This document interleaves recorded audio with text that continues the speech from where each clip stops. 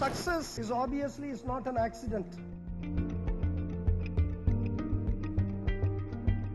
Veranda IAS, where your dream becomes reality. Pakistan குறித்த பதிவுக்காக அந்நாட்டை பல்வேறு தரப்பினும் கிண்டலடித்து வருகின்றனர்.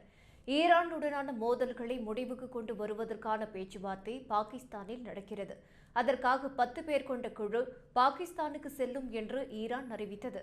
அமெரிக்க சார்பில் துணை அதிபர் ஜேடி வான்ஸ் செல்கிறார்.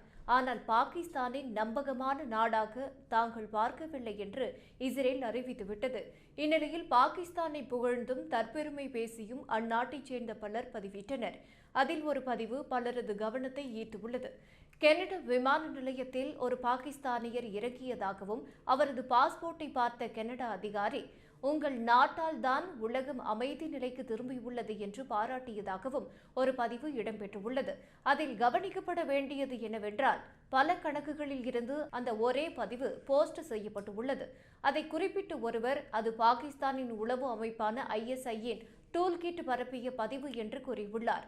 மற்றொருவர் தங்கள் நாடு குறித்த பொய்யை பரப்புவதற்காகவே ஒரே நாளில் பல பாகிஸ்தானியர்கள் கனடாவுக்கு சென்றுள்ளனர் என்று கிண்டலாக பதிவிட்டுள்ளார். மேலும் ஒருவர் பாகிஸ்தானை சேர்ந்தவர் என்று வெளிநாட்டு அதிகாரிகள் அழைத்ததால் கனடாவுக்கு சென்ற பாகிஸ்தானியர்கள் வேதனை தாங்காமல் வரிசையாக பதிவிட்டுள்ளதாக கூறியுள்ளார். இப்படியாக உலக அரங்கில் தன்னை சிறந்த மத்தியஸ்தராக நிலைநிறுத்திக் கொள்ள முயன்ற பாகிஸ்தான் கிண்டலுக்கு உள்ளாகியுள்ளது.